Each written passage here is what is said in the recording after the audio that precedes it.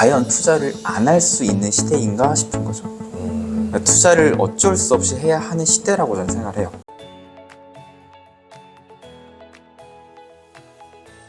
이번 시간에는 부자TV 이수빈 대표님을 모셨습니다. 반갑습니다. 네, 반갑습니다. 예, 간단하게 자기소개 부탁드릴게요. 네, 저는 유튜브 부자TV에서 활동하고 있는 또 이수빈 대표이자 활동명 수빈쌤으로 활동하고 있습니다.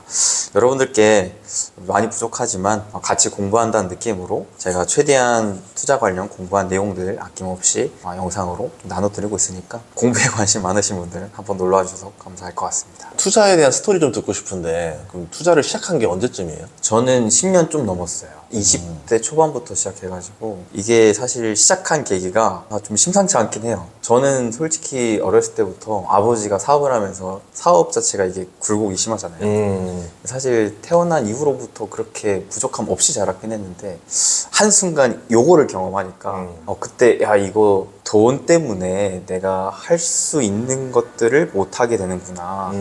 내가 평소에 누렸던 것들도 못하게 되는구나. 이거 자꾸 쫓겨 사는구나 라고 생각이 든 순간부터는 이거 안 되겠다. 경제적인 자유를 누려야겠다 싶어서 원래 제가 어렸을 때부터 책을 좋아했는데 그때부터는 더 투자, 자기개발, 재테크 이런 책을 엄청 읽었던 것 같아요. 그래서 어렴풋이 저런 워렌 버핏과 같은 투자 대가의 삶을 살고 싶다. 왜냐면 너무 삶이 여유로워 보이잖아요. 아침에 일어나서 뭐 그냥 커피 한 잔 탁 하면서 뉴스 쫙 읽고 이 세계의 흐름을 한번 탁 본 다음에 성공한 사람들과 식사하고 얘기하고 네. 뭔가 삶이 쫓기는 듯한 느낌이 아닌 거예요. 저번 3월 달에 제일 멋있었던 게 은행 대표들이 오마하로 비행기 타고 다 왔잖아요. 전용기 타고 다 몰렸었잖아요. 네. 아니 저 너무 부러운 거예요. 직접 보셨잖아요. 근데 한 번쯤은 가는 걸 추천하지 않으세요? 정신적인 충격이 왔습니다. BTS. 그러니까 그때 네. 가시고 뭔가 새로운 세상을 또 깨우치고 오신 듯한 느낌을 받았어요. 그때 갔다 오고 나서 투자 전략 바꿨어요. 네, 진짜로. 네. 그러니까 확실히 세상을 아는 게 중요한 것 같은데 그래서 저는 그런 삶을 되게 꿈꿨거든요. 어렴풋이 꿈꿨는데 사실 투자도 돈이 있어야 할 수 있는 거잖아요. 최소한의 자금은. 근데 그게 없었어요, 저는. 그때 당시에. 관심은 있지만 현실적으로 내가 당장 생활비도 쫓겨가는 상황에서 뭘 하느냐.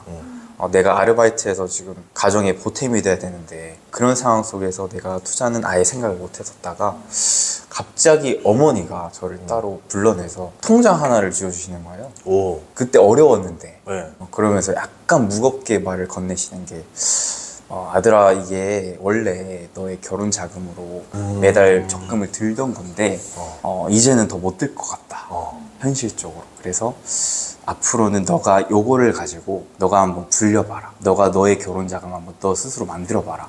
했던 게 딱 800만 원. 오, 소중한 자본이다. 너무 소중했어요. 이거는 그 어머니의 표정을 봤을 때 이건 내가 절대 잃어버리지 않아야 될 돈이었어요. 그때부터 이거를 한 푼이라도 단 100원이라도 잃고 싶지가 않은 거예요. 잃고 싶지 않고 불리고 싶은 마음에 공부를 본격적으로 시작했죠. 관심만 가지다가 내가 이거를 무조건 불려야겠다는 마음으로 주식 투자를 본격적으로 공부를 한 거죠. 책도 사고 그리고 이제 사실 그때 당시만 하더라도 유튜브가 이렇게 막 활성화될 때가 아니라서 그때는 여기저기 막 찾아다녔던 것 같아요. 투자 잘하는 사람들 어떻게 매매하는지 다 찾으러 다니고 그래서 어떻게 해서든 저는 그런 마인드가 있어요. 어렸을 때부터 성공한 사람 옆에 있으면 성공한다.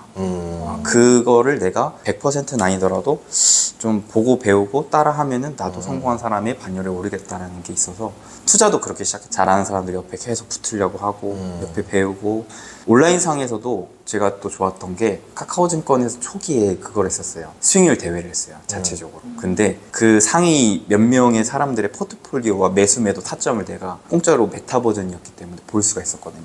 그걸 보면서 계속 공부했어요. 이 사람은 어디에서 사고 어떤 종목을 사고 언제 파는지.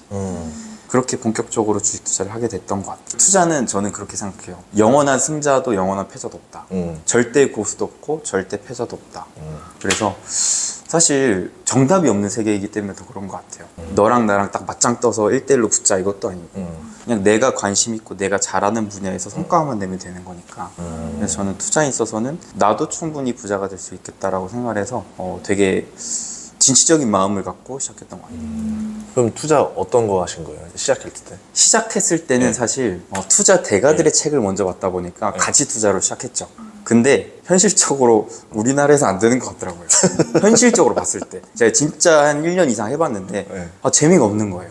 성과가 안 나는 것 같은 거예요. 나는 왜냐하면 당장 이 800만 원을 불려야 되는데 이게 가치 투자해서 5년, 10년 뒤에 불어날 수는 있겠죠. 한 근데 2천만 원도 있겠죠. 뭔가 당장에 이게 내가 결혼 자금 마련해야 한다고 아. 하는데 그게 뭔가 안 보인다. 그래서 그때 이제 국내 기존에서 투자를 잘하는 사람들의 매매법을 보니까 거의 대부분이 단기 매매, 그 다음에 테마주 매매 이런 것들 많이 하더라고요. 그러니까 시성이 있는 종목군들을 공략을 하더라고요. 그래서 그걸 위주로 제가 많이 좀 시작을 했었던 것 같아요. 근데 그게 정말 양날의 검이더라고요. 해보니까 벌 때는 잘 벌리는데 한번 엇박자 타면 크게 잃는 것도 맞기 때문에 최근에 초전도체 관련주만 보라도 올라갈 때는 한순간에 상한가 점상 이렇게 가는데 반대로 하루 만에 또 점한가 가버리잖아요. 그쵸. 제가 그걸 언제 깨달았냐면 군대 가기 전에 내가 이 주식 딱 묻어놓고 제대하고 나면은 한 두세 배 불어나지 않을까 싶어갖고 군대 딱 갔는데 군대 안에서는 그때 당시에 핸드폰이 안 되니까 매매를 할 수가 네. 없잖아요. 갑자기 막 상한가 탁탁탁 찌다가 야 됐다. 오. 야 내가 원했던 시나리오가 그려졌다 해서 야, 다음 휴가 때 내가 이거 전략 매도해가지고 또 한번 챙겨야겠다 싶었는데 휴가 날이 다가오는 순간에 계속 얘가 갑자기 한가를 가는 거예요. 근데 그때 딱 이슈가 탔었던 거였어요. 그래서 그런 종목들이 한 두세 개가 있었어요. 그러니까 그때 깨우친 거죠. 이게 내가 매일마다 볼 수 있는 상황이 아니면 할 수가 없는 영역이구나. 그래서 전략을 또 바꿨죠. 그래서 제가 사실 투자를 엄청 많이 이런저런 방법들을 많이 해봤는데 결국에 도달한 지점은 이건 시장도 내가 감히 예측할 만한 수준이 아니야. 결국에는 돈의 흐름에 있어서 돈의 흐름이 몰리는 유망한 산업의 대장주를 차분히 사모으고 이거를 가지고 구조적인 성장주는 결국에는 탄탄하게 상승하니까 이거를 가지고 계속 2배, 3배 노려먹는 투자를 해야 되겠다 라는 생각으로 좀 정착을 했어요. 아파트로 치면은 이제 조금 이제 핫한 지역에 대장 아파트, 로얄동, 로얄층을 사는 거. 결국에는 그걸 계속 사고 싶어 하는 사람들의 심리가 크니까. 네, 결국 그리고 기업은 결국 또 실적에 주가는 수렴하기 때문에 그런 생각들을 많이 하게 됐고 그런 투자가 제일 쉽더라고요. 그러니까 품이 많이 안 들어간달까? 그러니까 하나를 찾아 놓으면 그 이후로부터는 계속 내가 하루하루 주가를 보면서 막 신경 안 써도 되니까. 그렇기 때문에 오히려 내 시간적으로도 벌 수가 있고 그 벌어진 시간으로 다른 일도 할 수가 있기 때문에 저는 투자는 인생의 전부가 아니라고 생각을 하거든요. 결국 투자는 내 경제적인 자유를 얻어주기 위한 수단일 뿐이지 투자가 메인이었으면 제가 이미 트레이더가 되었겠죠. 네, 근데 저는 그냥 이 공부하는 과정이 즐겁고 그리고 이 나누는 방식이 즐겁기 때문에 제가 유튜브를 하고 있는 것이지 제가 온전히 투자가 내 인생의 전부야 했었으면은 저는 아마 골방에 앉아서 계속 다리 꼬고 이렇게 차트만 보고 있었을 거예요. 그러면 제대하고 나서 뭐 직장은 어떤 거 하셨었어요? 직장도 네. 사실 제가 그냥 솔직히 말씀드리면 네. 군대 가기 전에 대학교 입학을 했었는데 네. 공대 입학했었거든요. 근데 나는 당장 돈을 벌고 싶은데 돈과 관련된 일을 하고 싶은데 그리고 제가 솔직히 학창 시절에 공부할 때 공부하는 그 과정이 재밌진 않았어요. 그냥 그 점수가 오르는 결과에 따른 성취감이 재밌는 거지. 공부가 막 국영수 사과를 해도 이게 과연 재밌나? 왜냐면 어떤 공부를 해도 우리나라 같은 경우에는 솔직히 말해서 다 암기 과목이라 생각을 했어요. 그쵸. 그냥 무조건 외워. 공식이야. 외워. 왜 이런 게 나와요? 그냥 외워. 외우면 돼. 문제풀이도 많이 외워서 너가 이 공식을 찾아내. 이게 저는 너무 아닌 것 같은 거예요. 이게 과연 공부인가? 그냥 외우는 것 같은데. 근데 주식 투자는 제가 너무 재밌었던 게 정답이 없네요. 외울 수 있는 게 없네요. 누가 많이 외웠다고 해서 투자를 잘하는 게 또 아니네요. 반대로 외운 게 많이 없더라도 솔직히 말해서 PER, PBR 이런 개념적인 공식 몰라도 투자로 돈 벌 수 있거든요. 선생님이 틀릴 수도 있고 신입생이 맞출 수도 있는 게 네. 주식이잖아요. 그래서 이게 너무 재밌는 거예요. 그리고 그 정답이 없는 시장에서 내가 나름대로 공부하고 생각한 회로를 토대로 투자를 했는데 결과가 나와. 이게 너무 더 이상의 희열감이 없었던 것 같아요. 정답이 없는데 내 나름대로 해답을 찾은 거니까. 그래서 그때 주식이라는 매력에 푹 빠졌고 그래서 나는 일도 이쪽으로 무조건 해야 되겠다 싶어서 휴학계를 내고 일단 이 주식과 관련된 업종의 기업들을 계속 면접을 보러 다녔어요. 네. 그래서 그때 막 키움증권 CS도 합격해서 하려고 했는데 이거는 내가 투자를 공부할 수 있는 영역은 아니구나. 그쵸. 이것도 암기구나. 그래가지고 그냥 계속 주식 투자를 공부할 수 있는 기업들을 찾아갔던 것 같아요.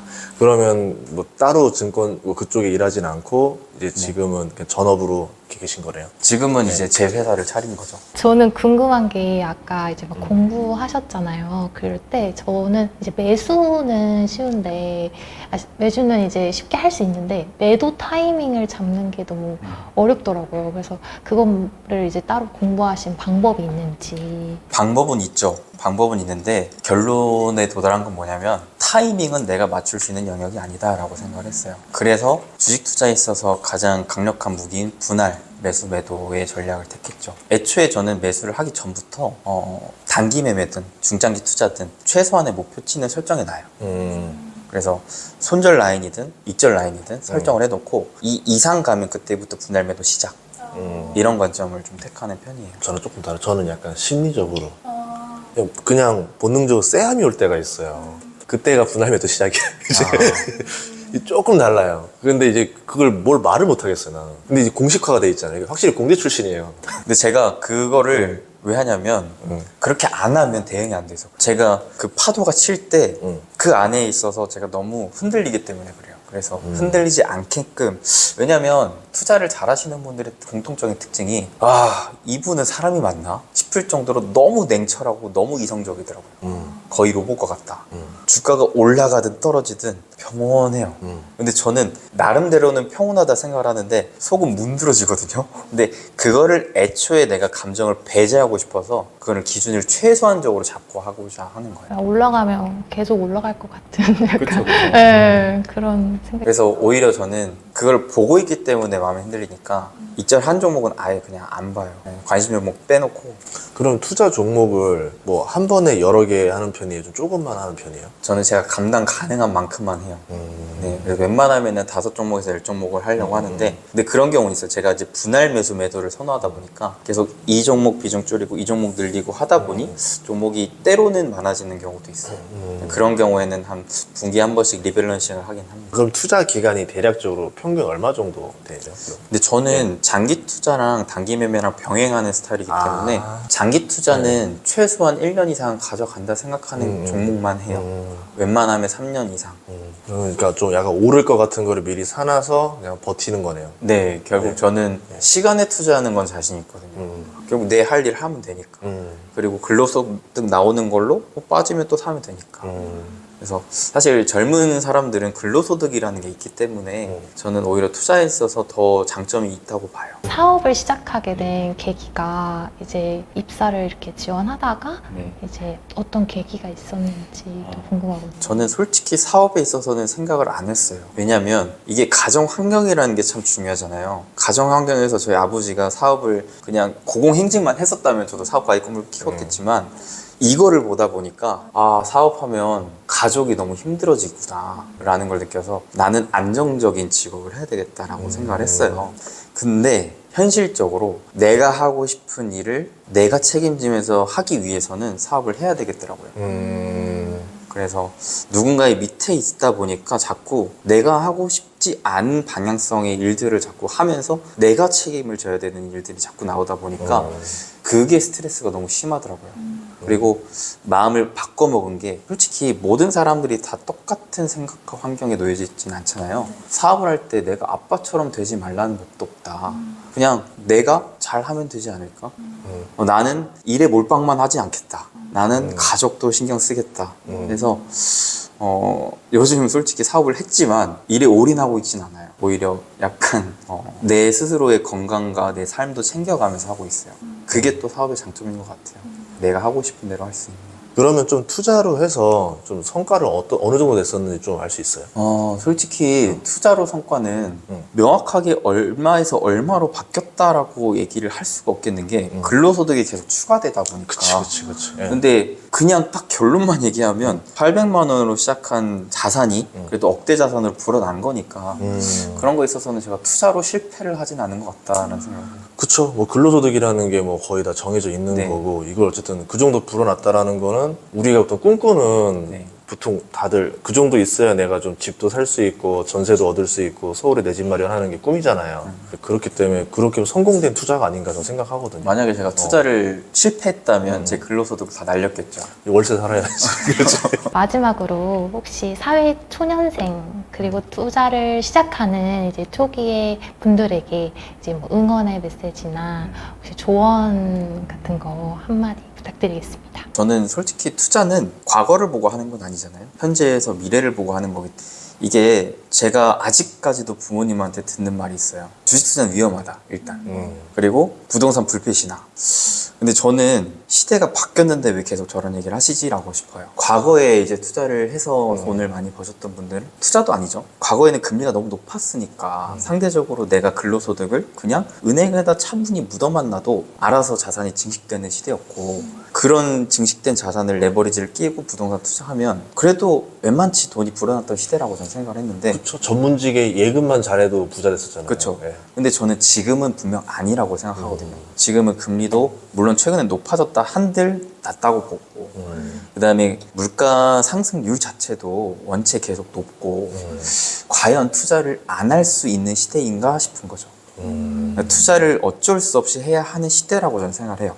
젊은 이들 입장에서 봤을 때는 이거는 우리가 살기 위해서.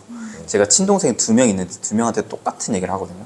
왜냐면 이들이 원래 투자에 대한 관심이 아예 없었어요. 근데 제가 애들아, 우리 살기 위해서 투자해야 된다. 너네 나중에 결혼하고 살려면 투자 무조건 해야 된다. 내가 알려줄 테니까 해라. 그래서 무조건 일단 하게 만들었어요. 그리고 동시에 했던 게, 제가 800만 원을 절대 잃지 않으려고 하는 생각을 먼저 가졌던 거였잖아요. 근데 요즘 친구들은 이 돈을 너무 쉽게 생각하는 것 같아요. 이게 내가 벌 수 있을 만한 목표치의 한도를 너무 높게 잡아놓고 반대로 내가 잃을 수 있는 생각은 아예 안 하는 것 같아요. 그러니까 잃으면은 뒤가 없고, 그렇기 때문에 계속 뭔가 삶을 놓아버리는, 그래서 오히려 욜로라는 게 생기고 자꾸 돈을 모으는 게 아니라 써버리는데 신경을 많이 쓰고 있는 것 같은데, 그게 조금 솔직히 마음적으로는 속상하고 안타까워요. 제 친한 지인이나 동생들이었으면은 제가 좀 많이 잔소리했을 것 같아요. 네. 왜냐면 우리의 평균 연령은 지금 거의 100세 시대이기 때문에 그렇고 나서 나중에 어떻게 살 거냐라는 거죠. 은퇴의 시기는 점점 앞당겨져 오는데, 그래서 앞으로 우리의 인생사를 볼 때 있어서 내 돈을 좀 소중히 다뤄주시고, 이 돈을 토대로 투자를 그래도 안 할 수가 없는 시대 속에서 투자를 잘 하기 위한 공부를 우선 하셨으면 좋겠다라고 좀 말씀드리고 싶네요. 그렇게 하기 위해서는 부자TV를 시청해라. 그쵸? 저닝구 채널도 너무 구독과 좋아요를 눌러라. 예. 제가 노력하겠습니다. 2부에서는 이제 이수빈 대표님의 이제 투자 이야기를 들어볼 테니까 여러분들도 구독과 시청 계속 바라겠습니다. 감사합니다.